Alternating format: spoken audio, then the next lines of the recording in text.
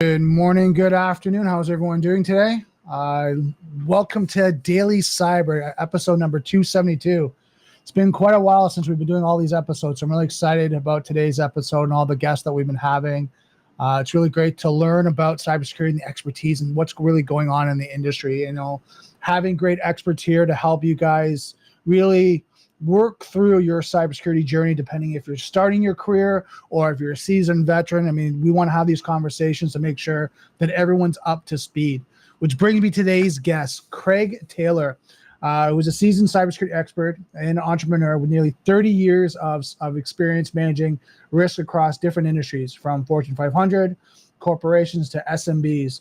As the co-founder and CISO of CyberHoot, he has pioneered a positive reinforcement approach to cybersecurity education, helping business eliminate risk behavior and build a culture of security awareness. Craig's journey began with a Bachelor's of Arts in Psychology from the University of Guelph, and blending understanding human behavior with the technology rigor of cybersecurity. Over his career, he has led enterprise security programs at companies like Chase Bank or Chase Payment Tech, Vista Print, DXC Technologies, and I'm sure many others that we'll talk about, where he's developed cutting-edge risk management frameworks, compliance programs, and cybersecurity roadmaps. His expertise spans incident response, which we're going to have a conversation about that today, governance and security program development, making him a sought-after leader in the cybersecurity space. So this is going to be a really in-depth session today. Please ask all your questions. If you don't have them, if you're not watching us live, comment on our LinkedIn or send me an email. We'd love to hear back from you and really get at the root of what you guys are looking for in cybersecurity. So let's hack at it.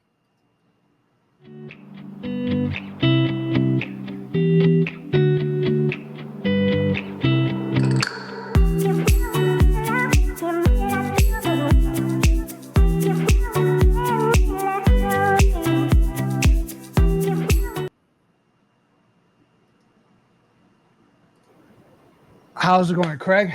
It's good, Brandon. How you doing? Not bad. How's your week been so far? I'm not sure if I'm allowed to say this, but better than yours, I think. You say that. That's like the thing. I had a colleague that worked in a hospital. He worked security, and it was a full moon, and everyone's like, "Oh, it's going to be an easy night." And everyone's like, "No, you don't say that. You never say it's going to be easy night, right?" That's right. So you know the rest of your week is just going to be full. I just have this one question. We have an incident, and you're like 72 hours sprint. Right. That's exactly how it happens. Usually Thursday, Friday. So we got another day free. Friday. It's generally Friday at 8 p.m. Yeah, exactly. I have a question. I have this weird activity going on in our environment. What do you think it is? And it's like, spin up the 13. Too many of those. Spin up the 13. Have the conversation. Yep. So, talking a little bit about what you're going through and kind of your business. Something you talked about is the psychology. Right? The psychology about cybersecurity and really kind of going through human behavior. I'd love to dive a little bit deeper into that when you're talking about like cybersecurity awareness training and human, risk management. So when it comes to cyber awareness training, there's a big problem in the industry with disengaged employees or apathetic employees. Black Hat conference last week in Las Vegas had presenters from the University of Chicago and the University of San Diego. They studied 20,000 employees at a healthcare provider over the course of this year. And they said three things came to conclusions in this study. One, they could just about fish anyone to click at their hospital, because they could craft the message using psychology to things that they knew would be appealing to their constituents. So, dress code changes was a top getter of clicks on things. During the study, they did, weekly or monthly videos and some fake email, what I call gotcha email attacks to their employees. And they did that consistently over 8 months. They had a control group of employees who they did nothing with. It's like, you're just on your own. If you click, you click. If you don't, you don't.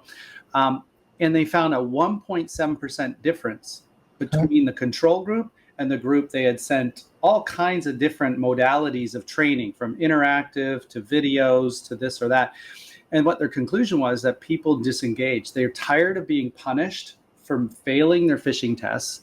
Right. They just decide, in some cases, I have firsthand news. I talked to a guy last week. He said, I am a pretty sharp fellow, but I've failed a couple of tests.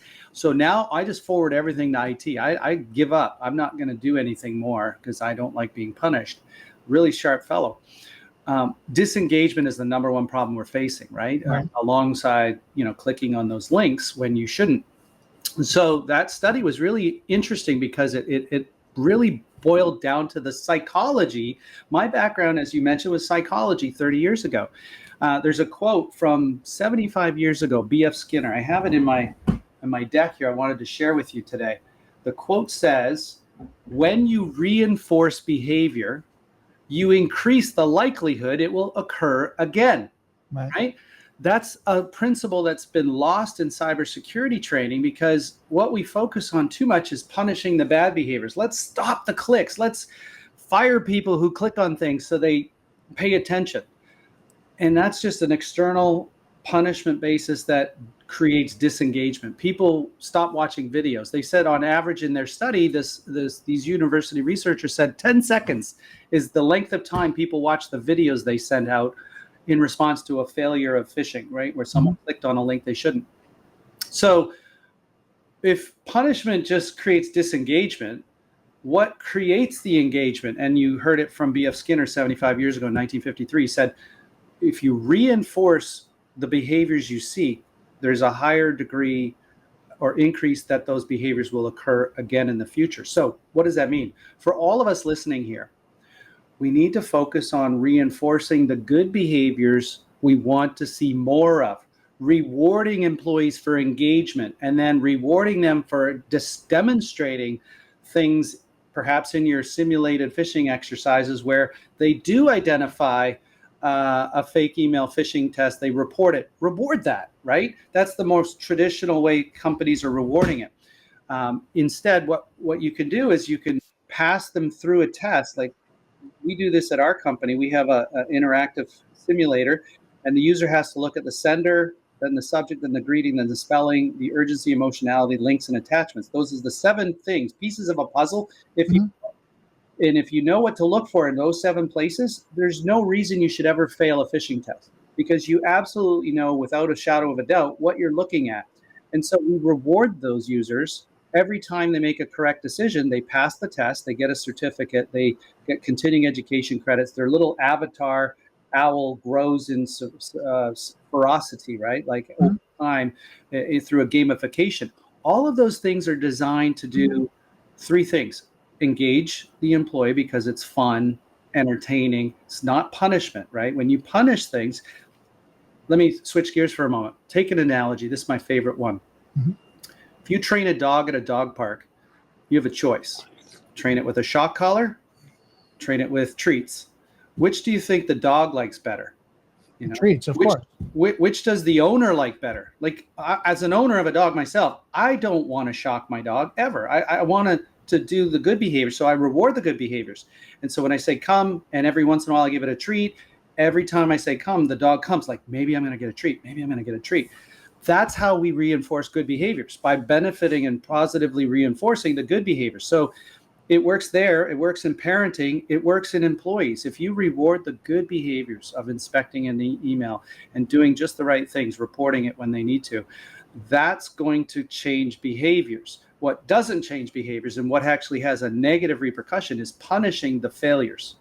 So I think there's a balance. I'm going to play devil's advocate. I think there's a balance. I'm agreeing with employees that will follow through, and gamification does work 100%, right?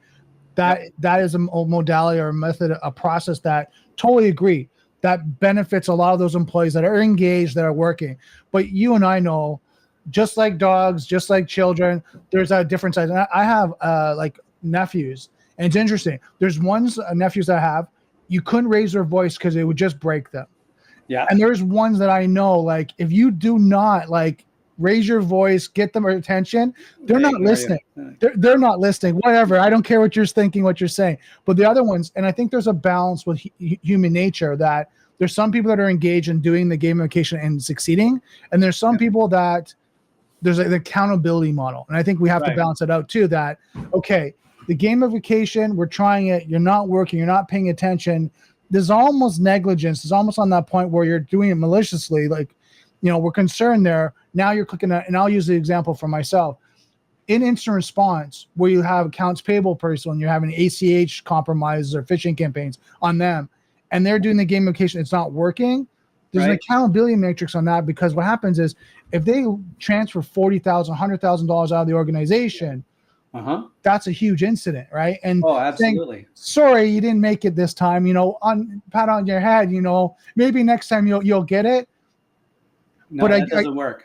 Right? You're absolutely right. I think there's a balance. And I'm not saying there's one side or the other. And gamification, I think, should be the first stage of getting people engaged. And then there should be metrics that you're measuring on who's succeeding and who's not. And then adjust that to maybe you're concerned, employees that are not doing well in the gamification and have positions of privilege, meaning they have access to certain environments. They have access to certain critical data or sensitive data.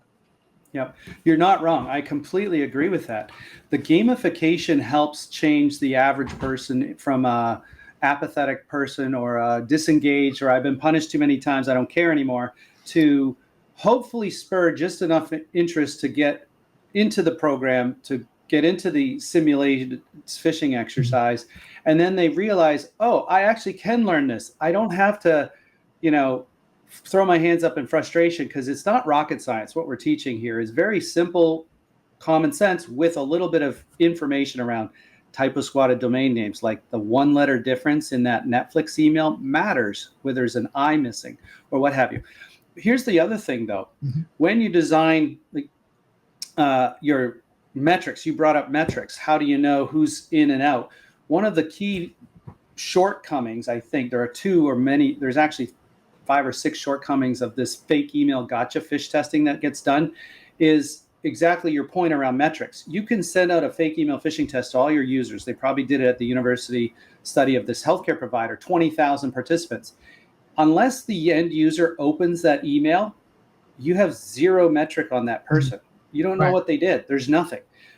With the simulated exercise that we send out, it requires every person to do the exercise to pass it. Otherwise, we keep reminding you, and then we escalate to your leadership, and we put it into a final report that every month that you can see, oh, you know what? These 3 people who have administrative access, these 2 people who can send wire transfers haven't completed their educational assignment. I have to go intervene manually. So you know exactly what every single person has done to get that metric to 100%. That's a beautiful thing. Right. And it's really important, because if you have someone that maybe transferred into your company and was, God forbid, fired at another company for failing their phishing tests, they may be totally disengaged and just be ready to give up. So you need to be able to identify that and intervene and say, listen, this is a requirement. Everybody has to do it. But the good news is you can't fail. You get to retry it. You get to keep working your way through this, build your rubric, have an understanding. And once you build in the gamification, the avatars that grow, the certificates, and all of the different little rewards, there's another study from another person in psychology that says early rewards increase intrinsic motivation. Immediate rewards can actually increase intrinsic motivation compared with delayed or no rewards. What does that mean in plain English? You got to reward your users for doing the right thing. If you don't, and if you do it early and you do it in the beginning, you can remove the rewards later. They're going to keep doing those behaviors. It's a beautiful thing. Like when I was dog training my dog, I would give him a reward every time he came for the command come. He would come, he'd sit, reward, every single time. That's called a fixed reward schedule. And it builds a behavior. And then over time, once he started to get it, I would do it every second time. And then every third time, every fifth time. And then it would totally randomize it. Like, I won't do it today, I'll do it tomorrow. And that builds an intrinsic motivation in that dog to immediately come when you call, no matter the situation, because it might be the time they get a reward. The best human example of this is a slot machine. Put a quarter in, pull, put a quarter in, pull. You never know when you're going to get rewarded, but that's the most powerful behavior modification mechanism we've ever discovered is the slot machine for changing human behaviors towards an action. And so we need to apply these things, rewards, benefits, positive reinforcement, attaboys, to get these programs off the ground, build the cultures, and then they self-sustain. You don't have to keep that reward going, right? Now, there's a little caveat here too. That I mean, because you're in psychology, I'm going to jump into this side too. Sure. Yeah, please. I love it. You're talking about people in parasympathetic states. So what happens in their relaxed state, they're focused, all that, they can now go. But now talk about someone in a sympathetic state. They're stressed, they're overwhelmed, they just came from a meeting, they're tired, they're fatigued. That's when the challenge is they're going into the fight, flight, or freeze mode. They make mistakes. Yep. Right. Right. So I think that's the other thing is we have to look at in society, the people that generally get phished are not in a parasympathetic state, that they're relaxed, logic. They're under some sort of stress. They did something quickly. They clicked on a link that they shouldn't have. They know they shouldn't. Like when you debrief them after, they're like, I know I shouldn't have. I've done the same. Like we're both in incident response. So Brandon and Craig, the two of us, we do incident response. And to a person, I've asked days later, where was the first mistake here? I reacted to it, Craig. I clicked on something. I know I almost instantly knew I shouldn't. So what do we do about that parasympathetic state where people are under stress and they're clicking on things? Well, that's where you get muscle memory from repetition, right? But that may not help. And and you know it as well as I do, and you're being in psychology. If they're in a fight, and this was kind of the funny thing when I grew up, I did holistic lifestyle coaching. They said, you can't do a mathematical equation while you're being attacked by a tiger, right? Right. No, that's right. Which is why, when you do martial arts, you repeat those motions over and over again. When someone throws a punch, you almost instinctively block that punch out of the way, right? Because you've practiced, there's muscle memory, there's an instinctual thing. But you're in a parasympathetic state.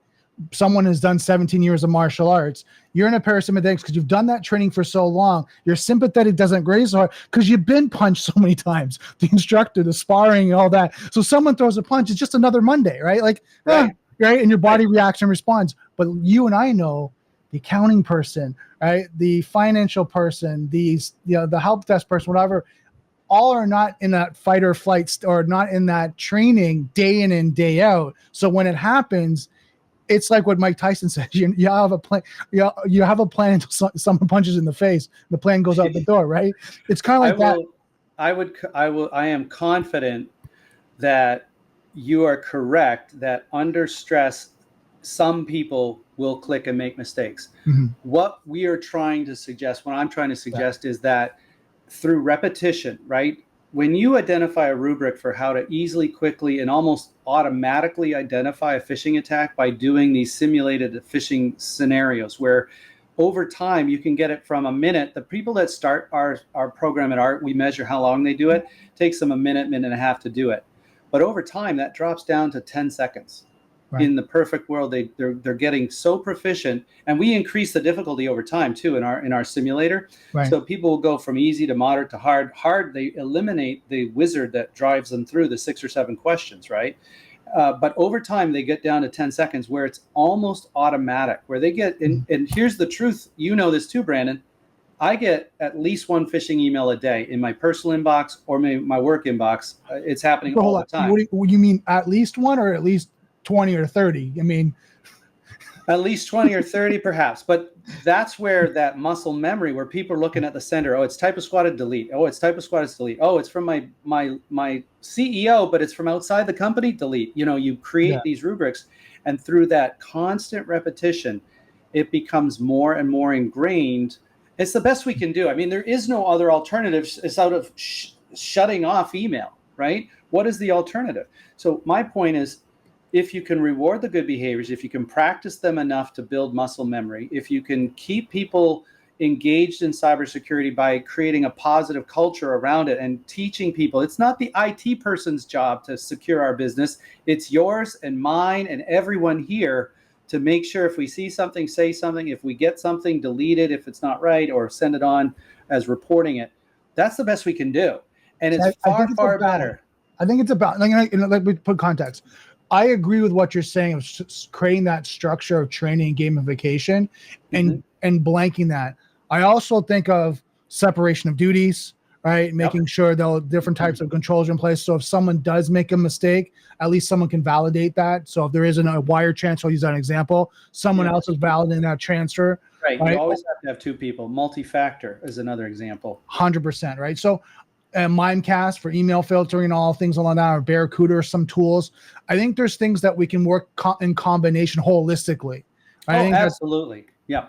I was speaking strictly on the training side. Yeah. You need a tech stack that eliminates as many of those fake emails coming in as possible. You need the banner warning that says, hey, this came from outside your organization. Therefore, your president is not asking you to buy gift cards secretly for the company. Yeah, he's not in a conference. He didn't lose his wallet. He's not in a conference. That's right.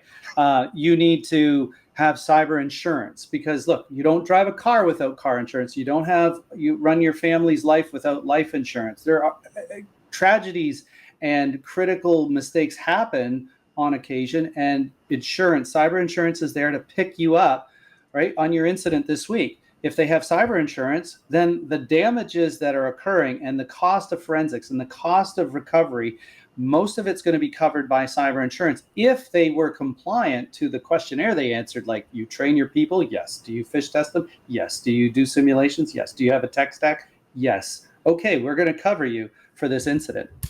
Right, 100%, right? That's a holistic approach. And a lot of times when insurance companies, and I want people to know this that are listening, a lot of times the insurance companies, they're starting to do their due diligence now and saying, what's the maturity? When's the last time you tested? How are people scoring? They want to know that it's not you just checking a box, that you're actually doing the work. And therein lies, again, one of the challenges of these fake email phishing tests. From that study, they might have tested and sent hundreds of emails, and they got 55% of their users to click over the course of 8 months, despite the training, which is crazy. One of their conclusions, we can convince anybody to click if we have the right phishing example, like changing your dress code rules at that hospital or healthcare provider got the most clicks, because people are like, wait a minute, you can't tell me how to dress, blah, blah, blah. So they were clicking. The reality is you have to be able to address the instinct and insert that little pause between the email coming in and your reaction to it, like clicking right away. You just respond to things, folks. Take a deep breath. I listened to a book about difficult conversations, or the next conversation. He said the first word out of your mouth when you're about to have a difficult conversation or a contentious conversation should be a deep breath of air. Right. Because that creates that pause. So instead of answering immediately, like, oh my God, okay, now I'm ready to answer you. And it's beautiful in cyber. It's beautiful in conversations. 100%. Now, got some people commenting. I'm gonna do the second comment first. One of the users mentioned, I use CyberHoot at my MSP. Clients love it. So. Who said that? Oh my gosh, you don't have to tell me, but that's awesome. Yeah, love it. One of the users in the community, Kinder Bisky. Then another Twitch Lobster mentioned or asked, what about unsubscribe phishing? That's a hard one, even if for less novice users. How to know it's real unsubscribe? Spam equals phishing. I have a firsthand knowledge on this question this year. We had an incident where someone was magically subscribed to a dozen, it could have been 100 mailing lists. His inbox went from, 200 messages a day to 400. And there were all these newsletters from like foreign languages and all sorts of different things. And he was like, Craig, someone's in my bank account, someone's in my email, because I was told my bank called me, and then people emailed me that I was sending out these invoices that I never sent out. So something happened. We traced it back to him unsubscribing in the blue link at the bottom of those emails of those newsletters that he did not sign up for. So lesson learned, here's the advice. If you find yourself subscribed to newsletters that didn't say, hey, it looks like you want to subscribe to the DailyCyber newsletter, please confirm here. If you didn't confirm it, that newsletter is not following any kind of netiquette or internet best practice around confirming your subscription, because anybody could stick your email into that website and subscribe you. Mm-hmm. You need to confirm it. So what do? When they don't confirm it, even if they did confirm it and it was someone else doing it and you just got the confirmation, mark it as spam. Do not unsubscribe, because you cannot trust the link at the bottom of the email. That link could be passing you through an evil proxy website that reaches into your computer and grabs active tokens. If you happen to have a browser window open to your bank and another to your email, which you're reading your email, so you'll always have the email, The evil proxy reaches and said, thank you, here's your authentication token, post multi-factor, give it to the hacker. Now the hacker's in your bank, now the hacker's in your email account. Terrible, terrible things happen in that case. Fortunately for him, the bank called him and said, we just blocked a $10,000 transfer out of your account because they couldn't give the multi-factor authenticator token when that transaction was attempted. So no money was lost in that incident. But there are other cases where you could lose money, and certainly sending everyone that's ever sent you an email in your inbox, because they just run an automated scrape program in your inbox to grab all the email addresses out of your inbox and then begin emailing them an invoice that says, hey, you owe Craig Taylor $100 for your services rendered. Click here to pay, or click here to ask questions, or email me. And then suddenly people are giving their credentials away because there's a credential thieving token behind that one. Yeah, 100%. And I think the one thing to add is there's tools right now where you can look at doing the dark web scan and seeing if your email is actually out there. Have you been pwned? Looking at that website and kind of looking at where your email address has actually been compromised. So you can kind of look at where you potentially get, if you have certain sites. I'm going to use LinkedIn as a big one. If LinkedIn's been compromised, you'll go through LinkedIn and have to reset your password, make sure two-factor authentication set up, like things along that line. You'd want to do that, and you want to go directly to the source. Don't go to the email. You and I are talking about this. Don't go to the email. Hey, your password's just been, we've had a compromise. Your password, we need to set, click on here. Go to the source, go to the actual, if it's a valid, I want to be clear here. If it's a valid company that you have worked with, LinkedIn, right. I'm using an example, LinkedIn.com, it's a valid company. If it's not, and you don't work with, don't go to their website, because it could be a threat actor just spun that up. Because a lot of things that we'll do is we'll go look and see where that domain was registered. If it was registered last month, we know that's a scam. Yep, exactly right. Interestingly, you mentioned, have I been pwned? CyberHoot, I'm sorry, I'm not supposed to, but anyways, we do an API to them to pull in.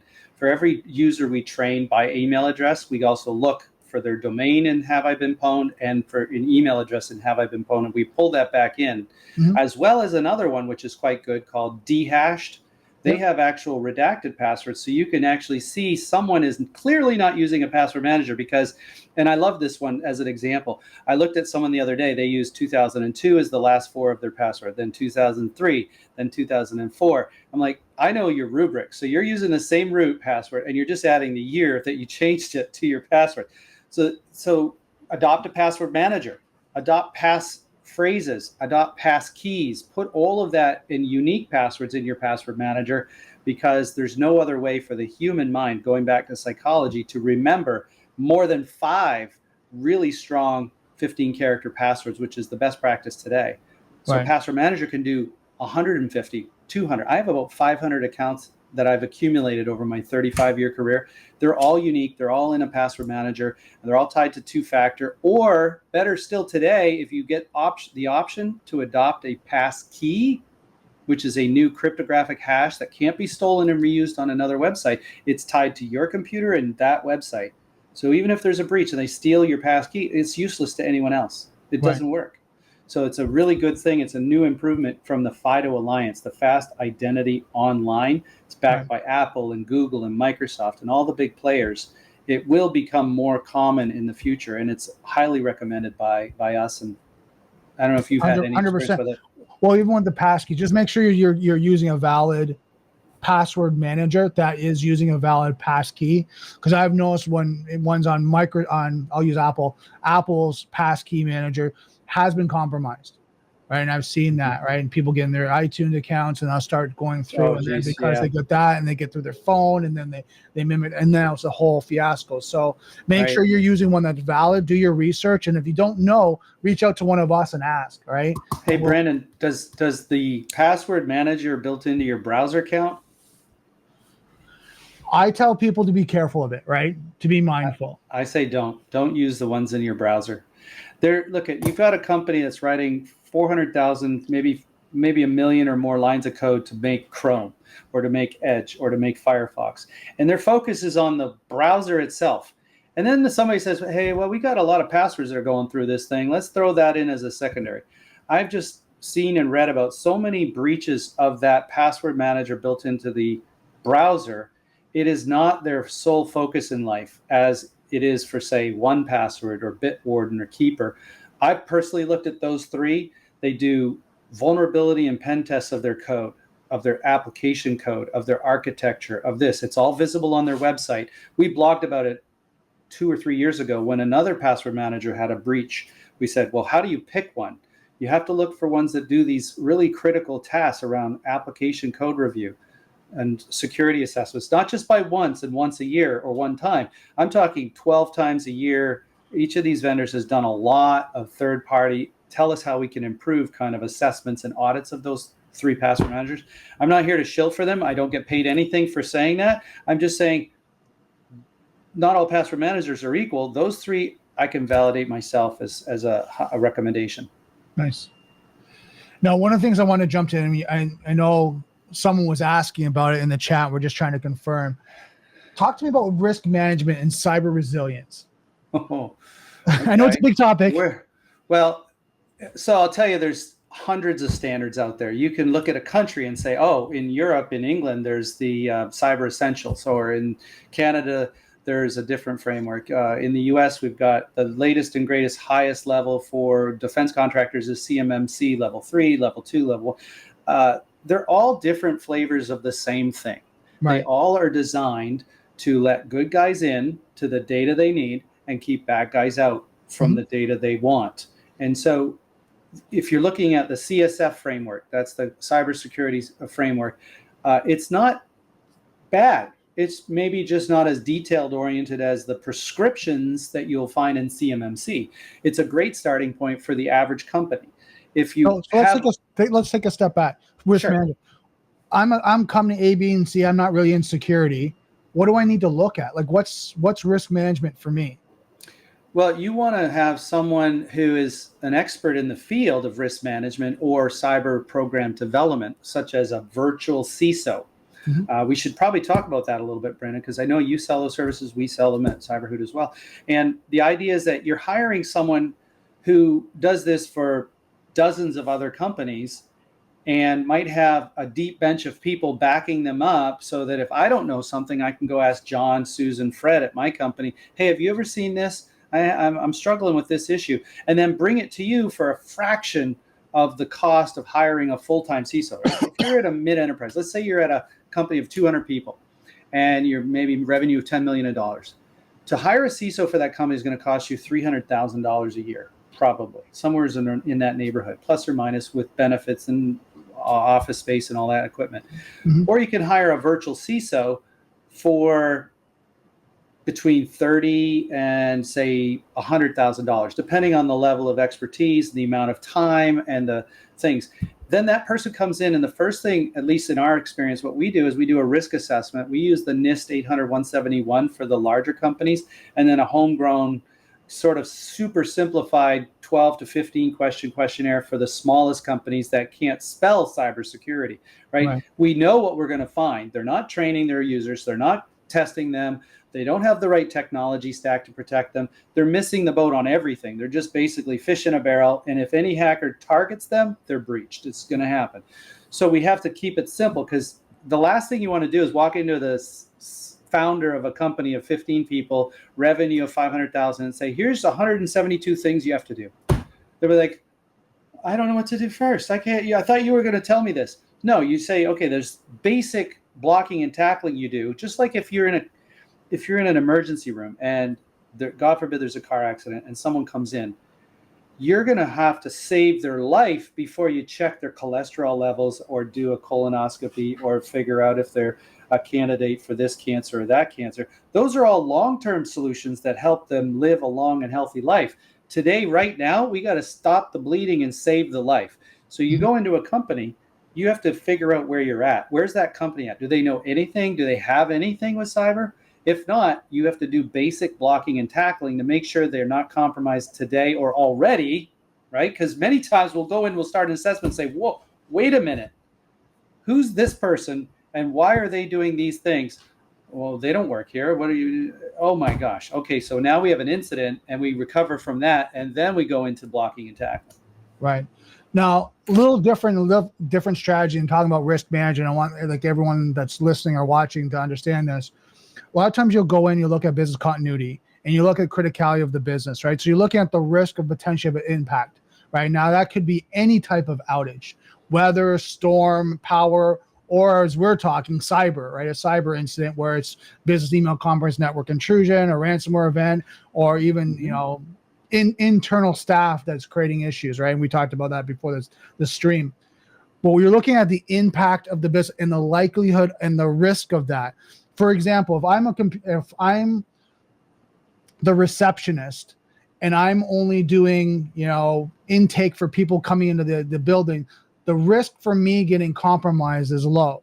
Versus if the CEO, the C-suite, accounts payable, the IT and min people, security people with privileged accounts, if they could compromise, or these systems that they're working on like email, CRM, ERP, the databases, customer relations, procurement, of those systems go down, now it's an impact in the business. Now it could be, outage for clients and then cost, right? And it can be cost on both sides. I want to be clear. Some people think of, we can get up in a certain amount of time, but does that cost you money to get up?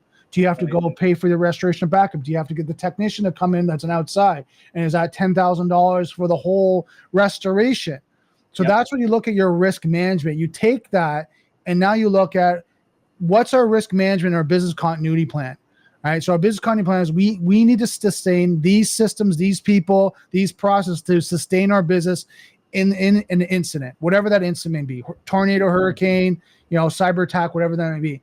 The disaster recovery and that risk management is how quickly can you get back up? How quickly can you restore those systems?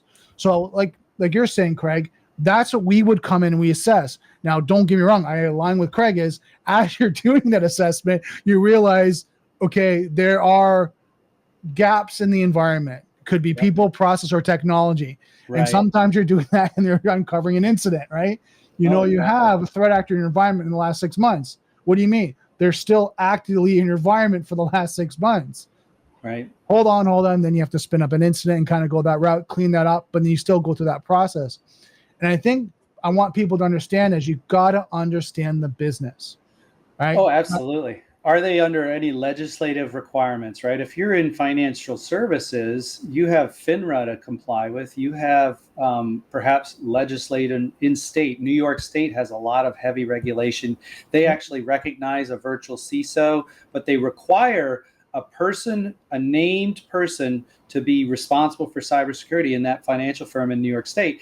And they require the board of directors to be aware of how this person is performing. So it's a twofold. They hold people accountable. The board can be held accountable if they don't know what the cyber resiliency and the security and the disaster recovery preparedness of that financial firm is. So knowing the industry, you know a little bit more about what they're going to be held accountable to. Any defense contractors is really everyone's preparing for CMMC certification, which is passing and is going to be a requirement.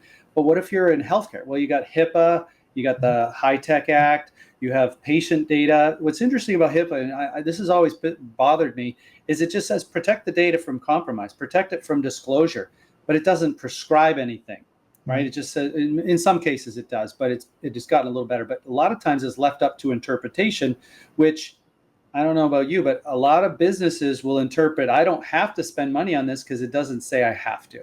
So they don't.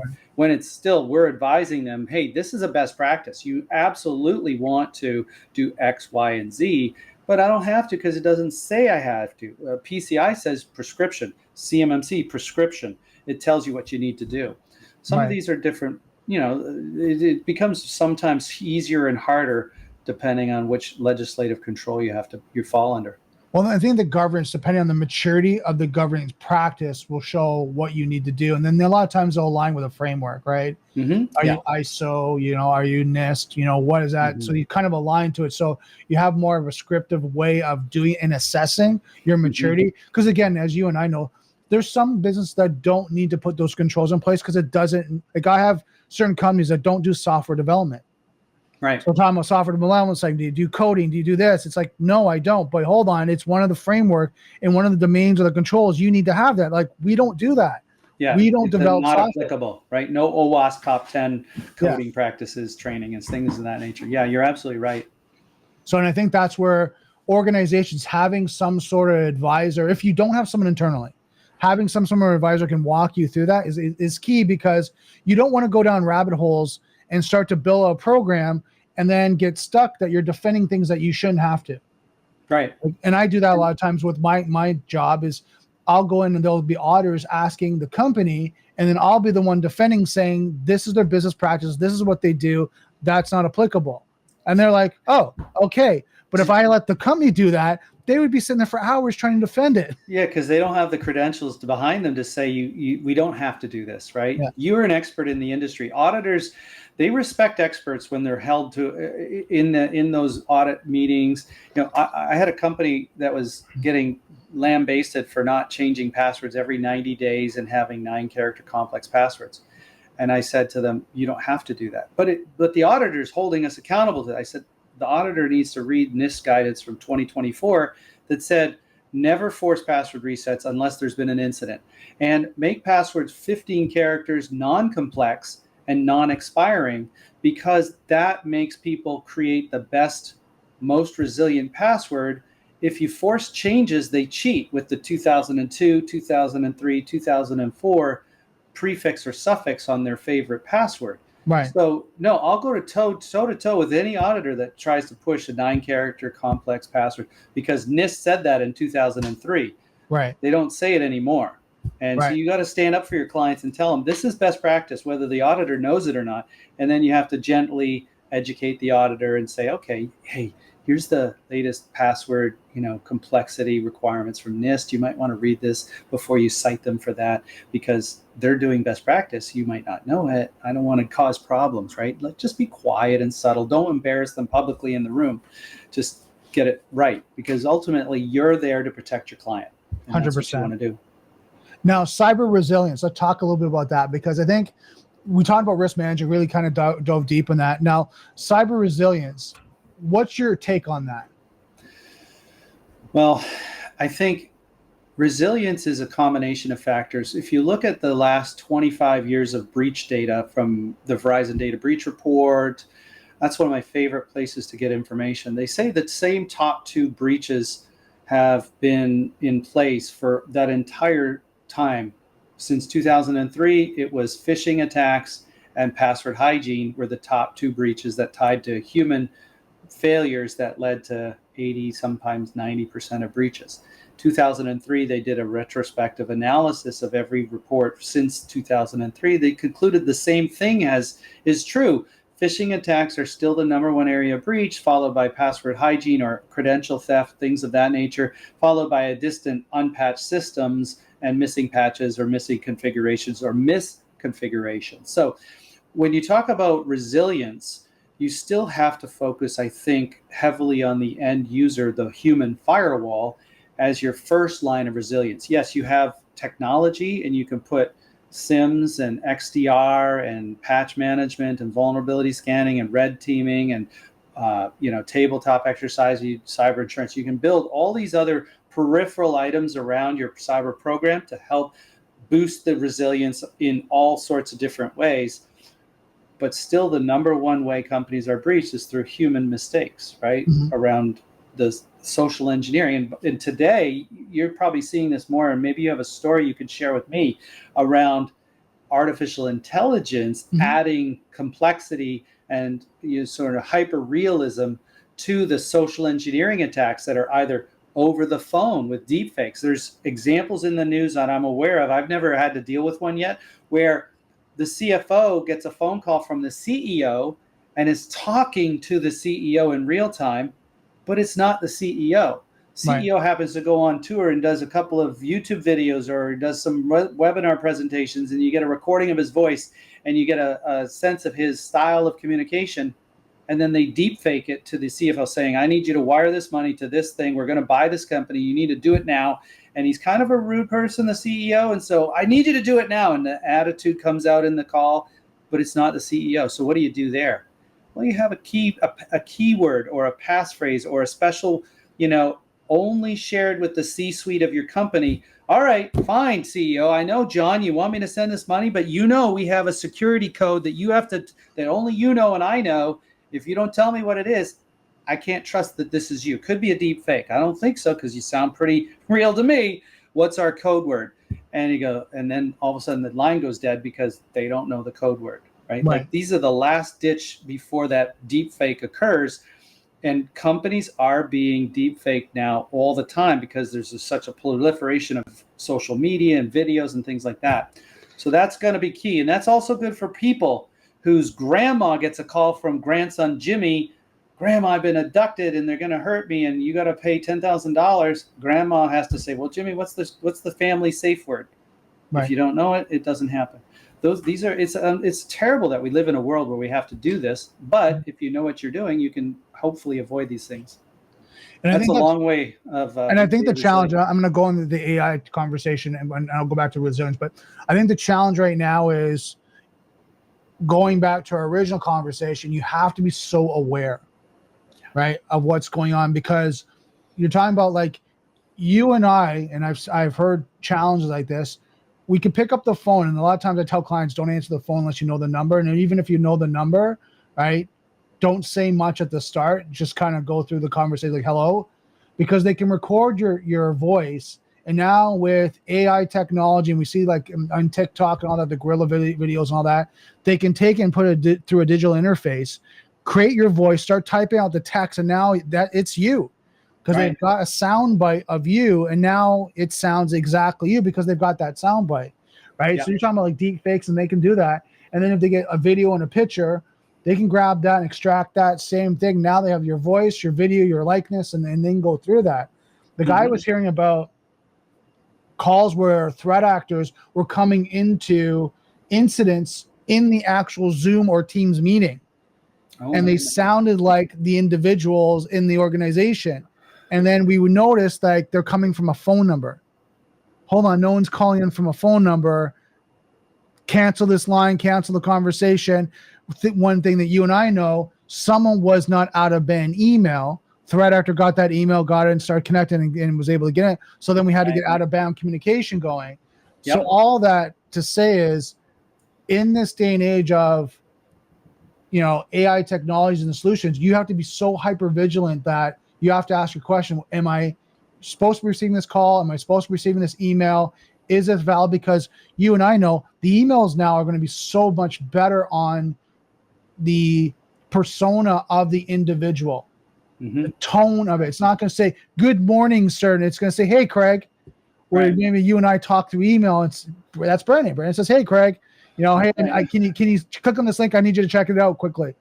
Brandon asked me to do that. Like, that's normal cadence of Brandon, how he talks to me, versus good afternoon, sir. When you have a moment to check out our invoice, you're like, yeah, this is phishing, right? That's right. That's not how Craig talks, but yes, no, exactly. That's exactly right. And AI has gotten to a point where they can point it to your social media profile and come up with 10 really personalized spear phishing attacks to the person of interest that, reference the fact you brought your dog to the vet last week and you were angry about how much it cost. And they'll put here's your reduced vet bill. We heard you talking on social media about us. We wanted to give you a discount. Could you remove that social media post? But it's a ruse, right? And like so specific that people are almost ready to click, and you have to be vigilant. You just have to be resilient and look at all of the indicators of whether this could be a ruse or not. It's almost like you have to assume everything you get is a ruse or a social engineering attempt, and only validate the ones that are truly real. Right.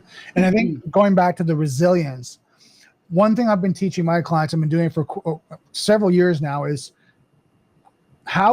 what's the impact of an incident? The resilience will show if the impact is low because you've done your security team, the IT team responded quickly with the tools and the ability to mitigate that incident, your resilience is high because you're able to stop any type of massive impact in the organization. So you were talking about phishing campaigns. If they saw a phishing campaign in, the person clicked the link, but it didn't go any further because that was stopped, the email scam or campaign or anything they were doing was stopped at the Mimecast or Barracuda, the phishing. They stopped the access. They reset the password. They did that within 15 minutes. And now the person's username and password's reset and they're back and going. That's resilient because now they can maintain 100%. Their business, right? Versus Absolutely. They got in at 9:00 on Monday. It's still ongoing on Friday afternoon at 3. And now the person spammed the whole company, and now the CEO responded back with their credit card. Now, okay, your resilience is low, right? You need to improve that, right? And I think that goes back to your training and everything that you're talking about. But I think that's a good test on how your resilience is, because I was dealing with a company and I was so proud of them. They called me after the incident. So I'm like, hey, did you need me involved? No, I'm calling you to tell you the incident's over. I'm like, okay, let me check in. When did it start? Are you sure it's over? Because sometimes it's not. You think it is. There's land and expand issues, but yeah. 100%. But they went through the incident response plan. They had the CERT team. They had the outside vendor partner SIM. They went through the whole thing. They were in the incident and finished the incident within an hour. Wow, that's start to finish right there. There you go. Start to finish. And they were so proud of it. They called me to tell me what they did, and they figured it out. They figured the gap. They figured how they got in. They closed that. They mitigated right away. And I'm like, that's awesome. What's lessons learned? We're going to keep going through our reporting. We're keep doing vulnerability, our pen testing, go through our scanning to make sure, our patch management, and keep plugging the holes. But we're going to just keep testing, and with tabletop exercise, a lot of things that we recommend. Right. They're going to do it over and over again to make sure it's front of mind. Muscle memory, right? So that you're not figuring it out in an emergency. That's great. And you know what? One of the hardest parts that I've ever been tasked with doing in my programs that I develop is, what is the financial benefit of building a cybersecurity program? Because you're basically charging clients for the technology stack, for the education, for the time away from productive work, building widgets or doing whatever the company does to do the awareness training and all these other things. There's a cost to all of that. And then you're playing that off of, well, what would the cost of an incident be?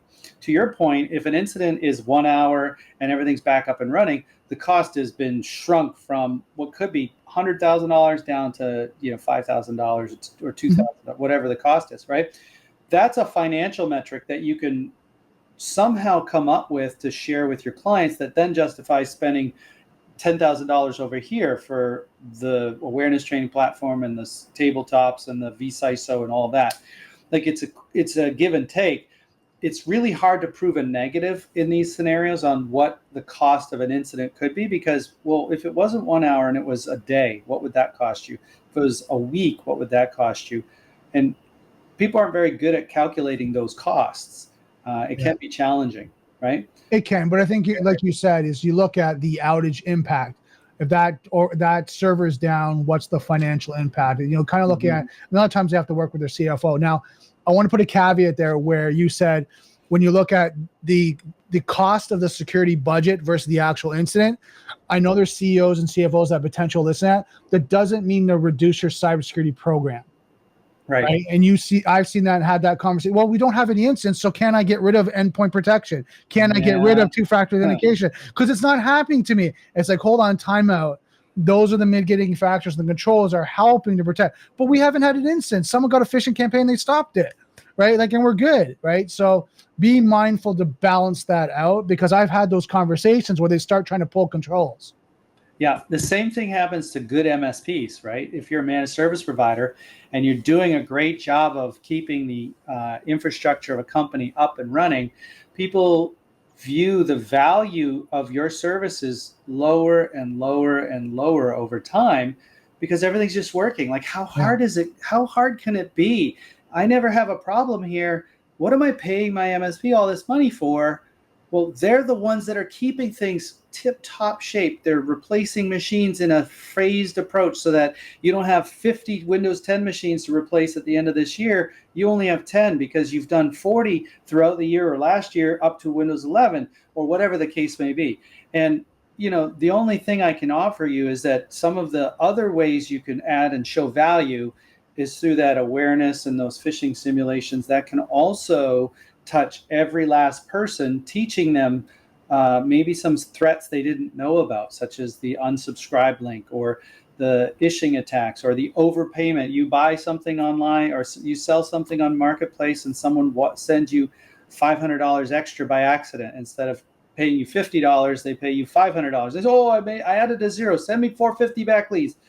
That's a payment scam. If you send $450 back, you're never going to see it again.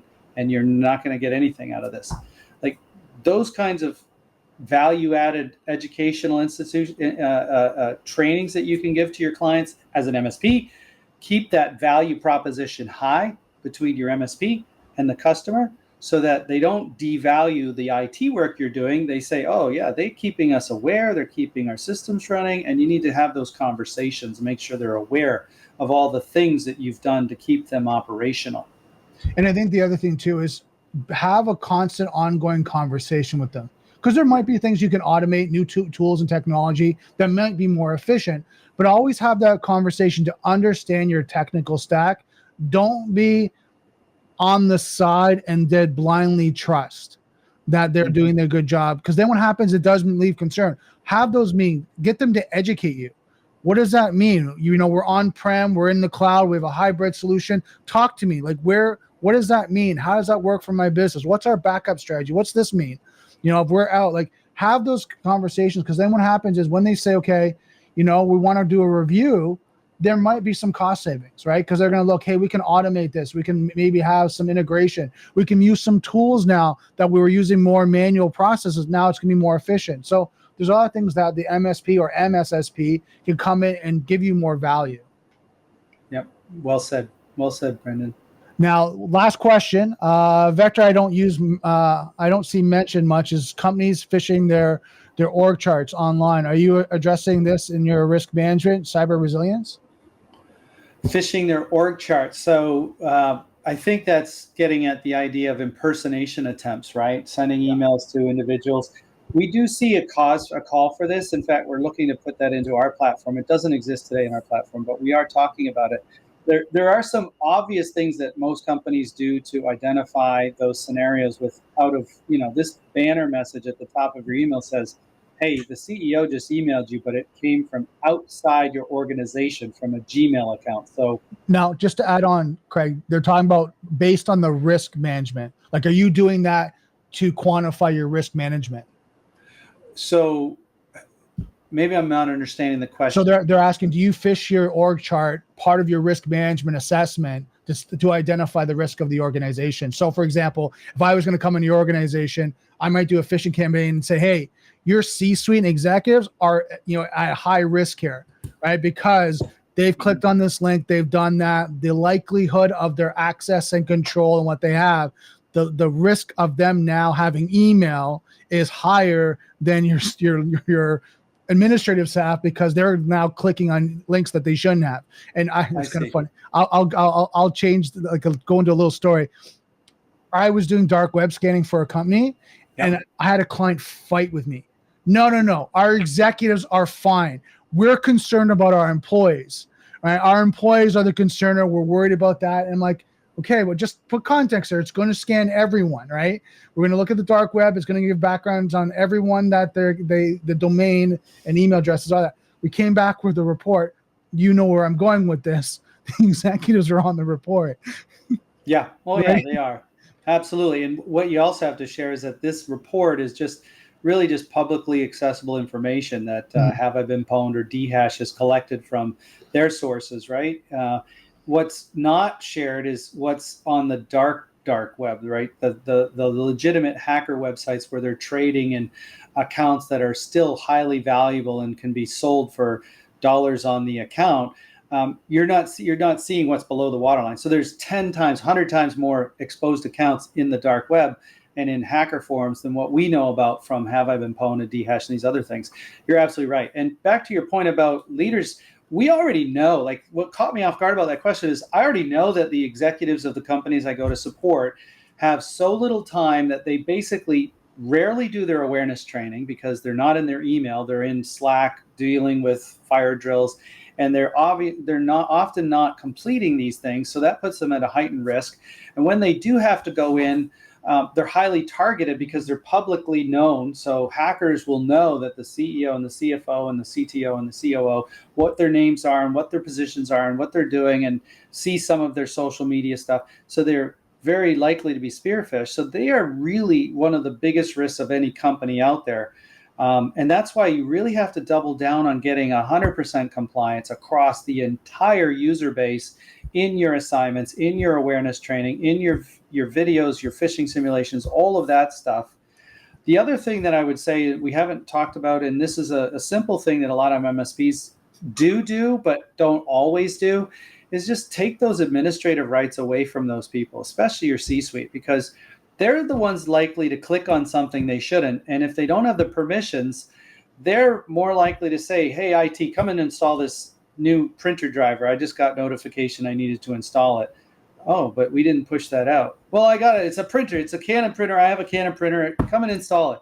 Come in and look. Oh, well, this is actually malware, sir, and you didn't run it because you don't have administrative rights. So I'm glad that we got it taken care of this way. You know, that kind of stuff. 100%. Now we're up at 2:00, come up to the hour. Any final thoughts? I get asked sometimes, if you could only do one or maybe two things, Craig, what would you tell me to do? Like from a side, I'm the 10,000 hour expert in cybersecurity. I'm not a doctor, a lawyer, or anything else. So somebody might want to know, what's my shortcut at CyberHoot to keep myself secure? I say probably the number one thing is to learn and adopt a password manager. Even I made a mistake years and years ago, clicking on a LinkedIn recommendation someone wrote. Came back from vacation, somebody sent me an email, here's your recommendation from LinkedIn, and I clicked on the link in the email because I recognized the name. I hadn't spoken to them for a while, and I thought, what a nice thing of them to do, and it was a million things going on, and it was not linkedin.com. It was linkedin.it, right? Which of course is in Italy, right? Two-letter country code for Italy. So my password manager sat there. It took me about 1 second to figure out what I had done wrong. But my password manager in that second didn't do anything. I'm like, am I logged in? Yeah, I'm logged in. Why isn't it filling it out? Oh my God, look at the URL. So password manager helps you not only have unique, long and strong passwords everywhere you go, suck in the pass keys and the multi-factor and God forbid there's challenge questions around like, what was your mother's maiden name that some websites still use? You shouldn't have any of those in there. Make up the answer, by the way. If someone says, what's your mother's maiden name? Say spaghetti. Say something. Put it in your password manager so you don't have a real answer for anyone to look up. But then the password manager also knows what domain you're going to, even if you make a mistake, and it'll say, I don't know where you are. What do you want me to put in here?